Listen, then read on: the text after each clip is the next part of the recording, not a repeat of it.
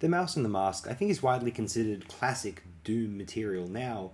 Although at the time, I think there were some who were a bit confused and put off by it.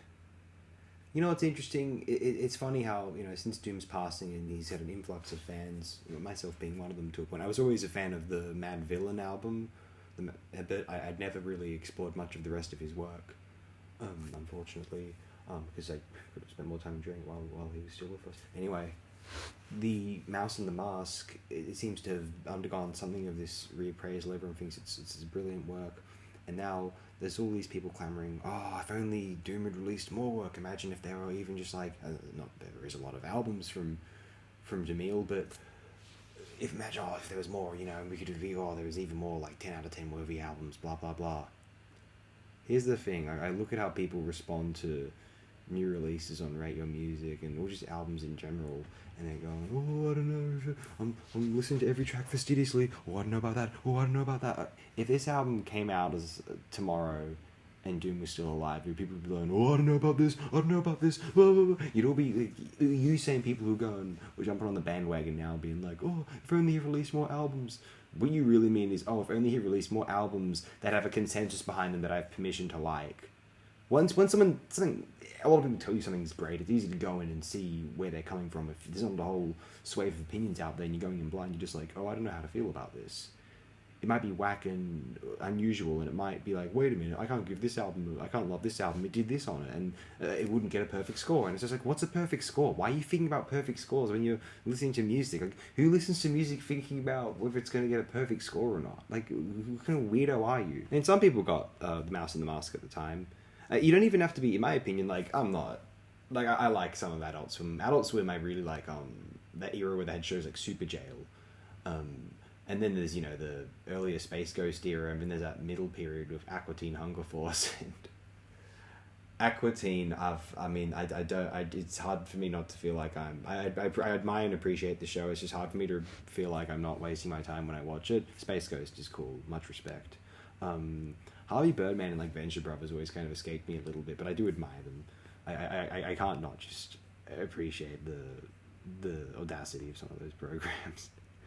Anyway, from Brock Love on October 2005, more quality hip-hop madness in the mind of the comic book-obsessed mask wearer. Here he teams with another hot-of-the-moment producer in the form of Danger Mouse. The beats are certainly fresh as one would expect, and while not quite at the level of those on Mad Villain for overall consistency, what is, there are a few real standout tracks, especially those featuring the LP's free guests, Ghostface Killah, Talib Kweli, and CeeLo. As ever, there are loads of comic book-influenced samples and snippets, and Doom's lyrics are as mad and inspired as ever. Direction, February 2006. Well, this is important context. Here's the concept. This is the review, excuse me. Two guys get together and write a bunch of songs of Cartoon Network's Adult Swim as the overall theme. Doesn't sound too promising, does it? Well, how about it if I told you those two guys were innovative hip-hop artists, MF Doom and Danger Mouse? Yeah, sounds a little better, doesn't it? These two display great chemistry together as Danger Mouse builds songs of exaggerated cartoonish music and MF Doom's liquid lyrics ride it like a water slide.